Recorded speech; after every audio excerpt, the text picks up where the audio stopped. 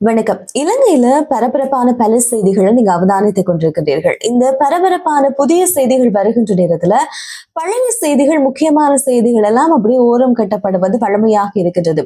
என்னதான் இருந்தாலும் இந்த காணாமல் ஆக்கப்பட்டவருடைய விவகாரம் இப்ப வரைக்கும் பேசப்பட வேண்டிய விஷயம்.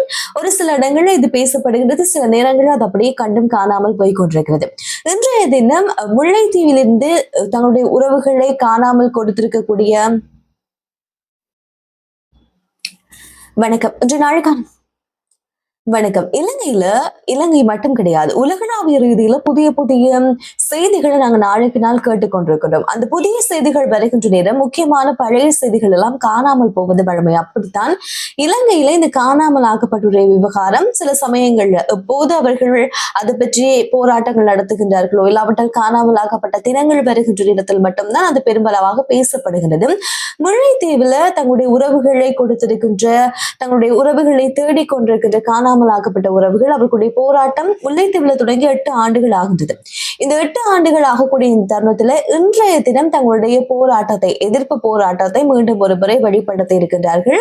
முல்லைத்தீவினுடைய கடற்படை முகாமில் ஆரம்பித்திருக்கின்ற அந்த போராட்டம் அப்படியும் வட்டுவாகலுடைய பாலம் வரைக்கும் சென்றிருக்கின்றது. என்றால் அந்த இடத்துல வைத்துதான் பெருமளவாக இறுதி யுத்தம் நடைபெற்றிருக்கின்ற காலப்பகுதியில் நிறைவடைகின்ற நேரத்தில எல்லாம் நிறைய சொந்தங்கள் தங்களுடைய உறவினர்களை போலீசாரிடம் கையளித்திருந்தார்கள். எனவே எந்த இடத்துல கையளித்திருந்தார்களோ, ஒப்படைத்திருந்தார்களோ அதே இடத்துல அந்த போராட்டம் என்பது நிறைவு பெற்றிருக்கிறது. அந்த போராட்டம் இடம்பெறுகின்ற அந்த தருணத்துல குறித்த பிரதேசத்துல வட்டுவாகல் பாலத்துல அதிகளவான பாதுகாப்பு படையினர் நிறுத்தப்பட்டிருந்தார்கள். இது வருகின்ற சமயத்துல சர்வதேசத்துல தங்களுடைய கோரிக்கைகளை தொடர்ச்சியாக வைத்துக் கொண்டிருக்கிற காணாமல் ஆக்கப்பட்ட உறவினர்கள் அவர்களுக்கு எதிராகவும் சில கோஷங்களையும், அதாவது சர்வதேசமே ஏன் எங்களை பார்க்காம இருக்கிறாய், என்னுடைய பிள்ளைகளை கண்டுபிடித்துக் கொடுங்கள், நாங்கள் தொடர்ச்சியாக நீதி இல்லாமல் பிள்ளைகளை தேடிக்கொண்டே பல பேர் உயிரிழந்து கொண்டிருக்கிறார்கள் என்று பல வாசகங்கள் உள்ளடக்கியவாறு தங்களுடைய எதிர்ப்பு போராட்டத்தையும் கவனஈர்ப்பு போராட்டத்தையும் வெளிப்படுத்தியிருந்தார்கள் என்பதை இன்றைய நாள் பேசப்படுகிற ஒரு முக்கியமான விஷயம். இன்றைய நாள் மட்டும் கிடையாது, இது பேசப்பட வேண்டிய ஒரு விடயமாக பார்க்கப்படுகிறது. ஏனென்றால் இந்த விடயம், இன்றைய நாள் போராட்டம் என்பது இடம்பெறுகின்றது. இந்த போராட்டம் இடம்பெறுகின்ற இந்த சூழ்நிலையில இந்த சர்வதேச ஊடகத்துக்கு ரணில் விக்ரமசிங்க காணாமல் ஆக்கப்பட்டவருடைய விவகாரங்கள் பற்றி எல்லாம் பேசப்பட்டிருந்தது. ஆனால் இந்த காணாமல் ஆக்கப்பட்டவருடைய விவகாரம் பேசப்படுகின்ற நேரம் அவ்வளவு பெரிதாக ரணில் விக்ரமசிங்கம் அதுல அக்கறை காட்டி அதுக்கான பதில் சொன்னாரா அப்படின்னு சொல்லி கேட்டா கண்டிப்பாக கிடையாது. அந்த அளவுக்கு அவர்கள் பதில் சொல்லவும் இல்லை, அவர்கள் பதில் சொல்லக்கூடிய ஒரு எண்ணப்பாடோடும் இருக்கவில்லை என்ற விடயம் மட்டும் நல்ல தெளிவாக தெரிந்து கொண்டிருக்கிறது. இந்த சூழ்நிலையில இந்த சர்வதேச ஊடகத்துக்கு வழங்கி இருக்கக்கூடிய இந்த செவ்வியில முன்னாள் ஜனாதிபதி ரணில் விக்ரமசிங்க பேசியிருக்கின்ற பல விஷயங்கள் விமர்சனக்கு உள்ளாகின்றது. அதுல நான் ஆரம்பத்தில் சொன்னது போல காணாமலாக்கப்பட்டவருடைய விவகாரம், காணாமலாக்கப்பட்டவர் பற்றி கேள்வி எழுப்புகின்ற நேரம் அவர் அக்கறை இல்லாமல் பதில் சொல்ல இருக்கக்கூடிய விடயங்கள் உட்பட இலங்கையில அவர் அரசியல் கால பகுதியில் இருந்திருக்கின்ற, அரசு தலைவராக இருந்திருக்கின்ற நேரத்தில் நடைபெற்ற பல விடயங்கள் பற்றியும் பேசப்பட்டிருந்தது. அதுல இந்த இன அழிப்பு சார்ந்திருக்கின்ற விடயங்கள் பேசுகின்ற நேரமும் ரணில் விக்ரமசிங்க இரண்டு தரப்புக்குமே நீதி கிடைக்கவில்லை, இரண்டு தரப்புக்குமே எந்த விதமான இந்த சார்ந்திருக்கின்ற தீர்மானங்களோ தீர்வுகளோ எட்டப்படவில்லை என்பதாக பதில் சொல்லியிருந்தார். இதுல இன்னொரு விஷயம் சொல்ல வேண்டும். மிக முக்கியமாக இது எல்லாவற்றையும் கடந்து பேசுகின்ற விடயம் உயிர்த்த ஞாயிறு தாக்குதல் பற்றிய கேள்விகள் எழுப்பப்பட்டது. அந்த கேள்விகளுக்கு பதில் சொல்லக்கூடிய தருணத்துல உயிர்த்த ஞாயிறு தாக்குதல் பற்றிய கேள்விகள் எழுப்புகின்ற நேரத்தில் அவர் சொன்ன விஷயம் என்பது கத்தோலிக்க மதம் சார்ந்திருக்கின்ற, அதாவது இலங்கையில் இருக்கின்ற கத்தோலிக்க மத குருமார்கள், ஆயர்மார்கள் உள்ளிட்ட பல பேர் அறிக்கைகளை சமர்ப்பித்திருந்தார்கள். இந்த சூழ்நிலையில ஏன் இது கவனத்தில் கொள்ளப்படவில்லை என்பது போல பல கேள்விகள் ஏற்படுகின்ற நேரம் ரணில் விக்ரமசிங்க ஒரு விஷயம் சொல்லியிருப்பார். கத்தோலிக்க மதத்துக்குள்ள இருக்கின்ற, அங்க இருக்கின்ற கத்தோலிக்கத்துக்குள்ள இருக்கின்ற அரசியல் உங்களுக்கு தெரியும், அது எனக்கு தெரியும் என்பதாக ஒரு விஷயம் சொல்லியிருப்பார். அது திரும்ப திரும்ப அந்த ஊடகவியலாளர் கேட்டிருப்பார். அப்ப என்ன மதத்துக்குள்ள அரசியல் இருக்கா என்பது போல சில கேள்விகளையும் எழுப்பியிருப்பார். இந்த விடயம் என்பது பேசப்பட்டது.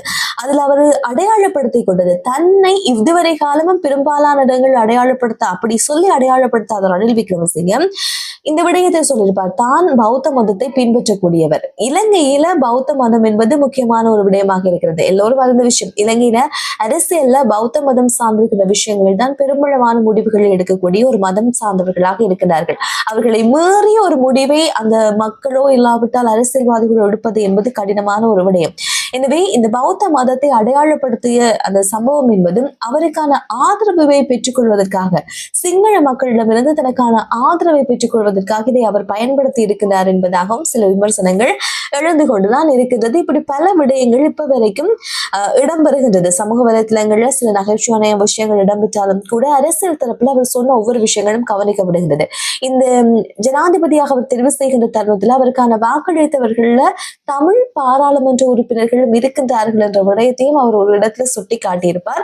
எனவே வருகின்ற காலப்பகுதியில இது பெற்றிருக்கின்ற கேள்விகளை தமிழ் பாராளுமன்றத்தில் எழுப்புவார்களாக இருந்தால், அந்த நேரத்தில் நாடாளுமன்றம் இருந்தவர்கள்ட்ட எழுப்புவார்களாக இருந்தால் யார் யார் அவருக்கு வாக்களித்திருப்பார்கள் என்பதும் ஓரளவுக்கு தெரிய வரும். ஆனால் இதற்கு முன்பாகவே பல பேர் யூகங்களாக இவரெல்லாம் வாக்குகளை வழங்கியிருப்பார்கள் என்று சொல்லிக் கொண்டுதான் இருந்தார்கள் என்பதை நினைவுபடுத்துகின்றோம். இந்த சூழ்நிலையில ரணில் விக்ரமசிங்க அவர்களுடைய இந்த நேர்காணல்ல அவர் சொன்ன விஷயங்கள்ல அவருக்கே அது திரும்பக்கூடிய சம்பவங்கள்ல ஒன்றுதான் இந்த பட்டமன்றன் ஆணைக்குழு நியமிக்கப்பட்டு அந்த விவகாரம், சித்திரை முகாம் சார்ந்திருக்கிற விவகாரம், அதுல ஒரு ஆணைக்குழு நியமிக்கப்பட்டிருந்தது. அந்த ஆணைக்குழுடைய அறிக்கை ஏன் இதுவரை காலமும் அரசாங்கத்திடம் கையளிக்கவில்லை என்பது போல ஒரு கேள்வி வந்ததோடு நின்று விடாமல், முன்னாள் ஜனாதிபதி ரணில் விக்ரமசிங்கவுடைய இலங்கைக்கான குடியுரிமை என்பது பறிக்கப்பட வேண்டும், அவருக்கு எதிராக வழக்கு தாக்கல் செய்யப்பட வேண்டும் என்று முன்னாள் சோசலிச கட்சி தெரிவித்திருக்கின்ற விடயம் பேசப்படுகின்றது. இதுல முக்கியமாக கொழும்புல ஒரு ஊடக சந்திப்பு ஒன்று இடம்பெற்றது. அதன் போது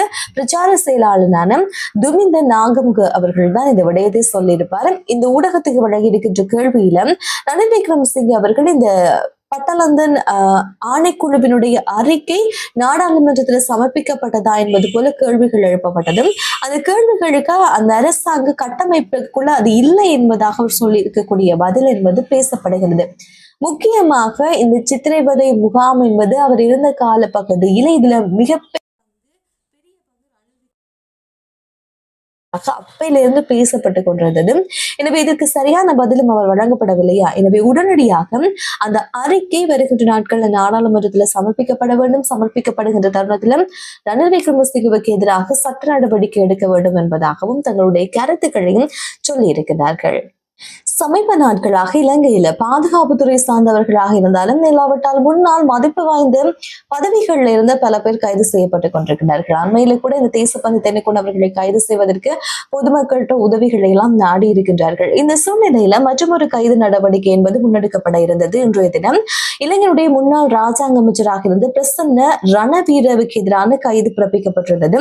கைது செய்வதற்காக அவருடைய இல்லத்துக்கு போலீஸ் குழு ஒன்று சென்றிருக்கிறது. ஆனால் சென்ற நேரத்தில் அவர் வீட்டில் வீட்டில் இருந்து தப்பி சென்றிருப்பதாக தகவல் கிடைத்திருக்கிறது. அதைத் தொடர்ந்து அவருடைய மனைவி மற்றும் அவருடைய நடத்துனர் சார்ந்து விசாரணைகள் என்பது முன்னெடுக்கப்பட்டிருக்கிறது. அவர்களிடம் வாக்குமூலம் என்பது மேற்கொள்ளப்பட்டிருக்கிறது. இந்த வழக்கு என்ன பிரச்சனை, என்னத்துக்காக இவர் கைது செய்யப்படுகிறார் என்றால், கிரிபத்கொட பகுதியில ஒரு அரச நிலம் என்பது சட்டவிரோதமான ஆவணங்களை பயன்படுத்தி, அந்த நிலம் சட்டவிரோதமான ஆவணங்களை பயன்படுத்தி அதை இன்னொரு நபருக்கு விற்பனை செய்யப்பட்டிருக்கிறது. இந்த விவகாரம் தற்போது விசாரணை செய்யப்பட்டிருக்கிறது. இந்த விவகாரத்துக்கு எதிராகத்தான் இப்போது அவருக்கு நீதிமன்றத்தினால் கைதாணை பிறப்பிக்கப்பட்டு உடனடியாக கைது செய்வதற்கு நடவடிக்கை என்பது மேற்கொள்ளப்பட்டிருக்கிறது. எனவே இந்த சமயத்துல அவர் ஆள் எங்க இருக்கிறார் அப்படின்றது கண்டுபிடிக்க முடியாமல் இருக்கின்றது. அவருடைய தொலைபேசி இலக்கமும் தற்போது சுவிட்ச் ஆஃப் செய்யப்பட்டிருப்பதாக போலீசார்கள் இப்ப சொல்ல ஆரம்பித்திருக்கிறார்கள்.